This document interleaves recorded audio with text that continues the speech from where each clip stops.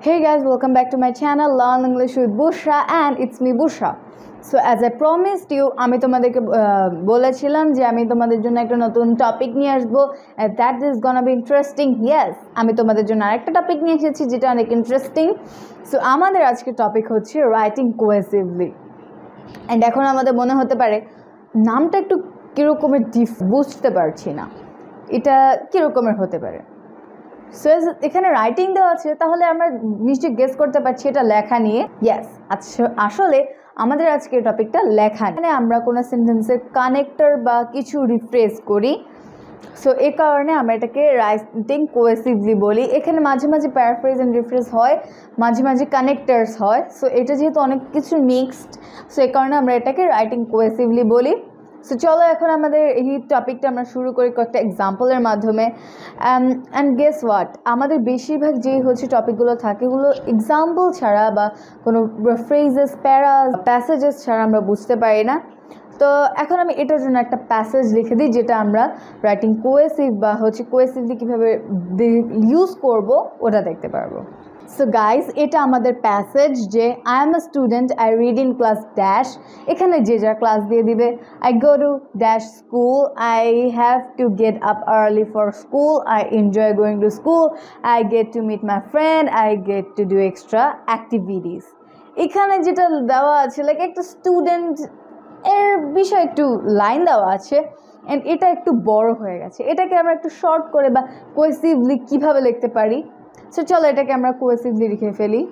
So guys, এই যে আমাদের প্যাসেজটা যেটা আমরা অন্যভাবে লিখেছি কোহেসিভলি. সো এখানে আমরা কিছু অ্যাড করেছি, কিছু বাদ দিয়েছি, কিছু চেঞ্জ করেছি.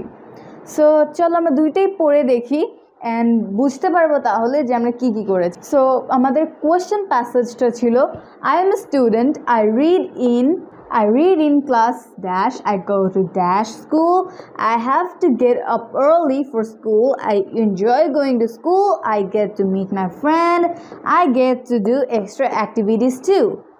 এটা অনেক বড় একটা লাইন ছিল অ্যান্ড এটাকে আমরা মোটিভেট করে অনেক কিছু লাইক কোহেসিভলি বিভিন্ন জিনিস ইউজ করে কানেক্টার্স ইউজ করে আমরা এটা লিখেছি.